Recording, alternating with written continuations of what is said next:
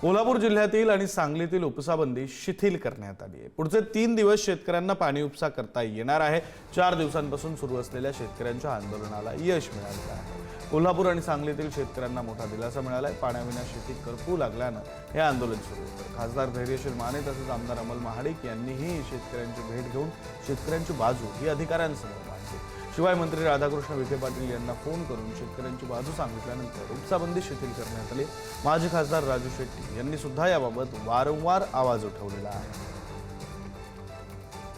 पूर्ण राज्यामध्ये उपसाबंदीचा निर्णय राज्य शासनाने त्या ठिकाणी घेण्यात आला, पण कोल्हापूर जिल्हा, सांगली जिल्हा या जिल्ह्यांमध्ये वेगळी परिस्थिती आहे। इथं धरणांची असणारी साठे क्षमता या ठिकाणी वेगळ्या पद्धतीची आहे। इथं असणाऱ्या इरिगेशन फेडरेशनच्या सर्व मंडळींनी, शेतकरी बांधवांनी या ठिकाणी 5 दिवस एक लढा उभा केला की ज्याच्या माध्यमातून पाण्याचा उपसा करण्याची अट या ठिकाणी रद्द करण्यात यावी। सन्माननीय विखे पाटील साहेबांशी चर्चा झाली, त्याचबरोबर काल मुख्यमंत्री साहेबांशी याच्या बाबतीतली चर्चा झाली।